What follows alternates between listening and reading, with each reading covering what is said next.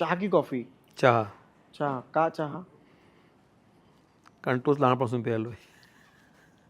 Coffee हा प्रकार कधी प्यायलोच नाही. आवडता मराठी अभिनेता? अशोक मामा, अशोक मामा. अशोक सराफ. मराठी आवडती अभिनेत्री?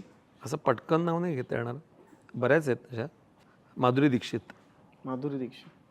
बरं, एखादं मराठी गाणं जे तुम्ही रोज गाता किंवा गुणगुणता, जे आजही फार हृदयात घर करू नये? सुरेश वाडकरांचं आहे, पाहिले ना मी तुला, तू मला ना पाहिले.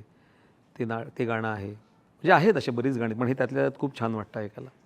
बरं, डान्सिंग की सिंगिंग? सिंगिंग. सिंगिंग का? कारण बाथरूममध्ये तेच करायचो.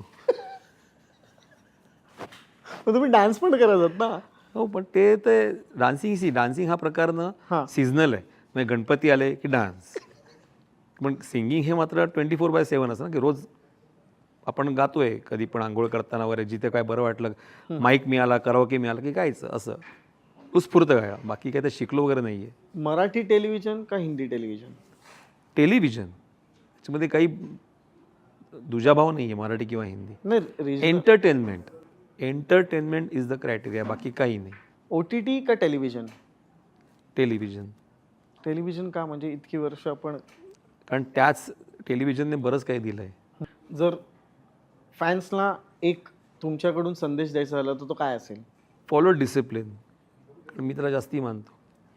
मग तुम्हाला जे अचीव करायचं आहे तुम्ही तर ऑटोमॅटिकली अचीव करणार. फक्त फॉलो डिसिप्लिन बस. बरं, एखादी आपली सवय जी आपल्याला बदलायची असेल तर ती कोणती असेल? थोडासा वेळ देणं स्वतःला हम्म. कॉन्शियसली ते करायला लागेल. फिटनेस की फूड लव्हिंग? अरे बापरे, तसं तर फूड लविंग, पण फिटनेस खूप गरजेचं आहे. हां. त्यामुळे ते बॅलन्सिंग करणं गरजेचं आहे. मग व्हेज की non veg? Veg veg prefer करतात. प्रेफर. एक वर्डमध्ये जर स्वतःला डिस्क्राईब करायचं असेल तर काय वर्ड असेल तो? शिस्तप्रिय. ह्या इतक्या 18 वर्षामध्ये तारक मेहता का उलटा चष्मा या मालिकेने मंदार चांदवडकर याला काय दिलं? प्रचंड प्रेम, प्रचंड आदर, प्रचंड आशीर्वाद आणि पैसा.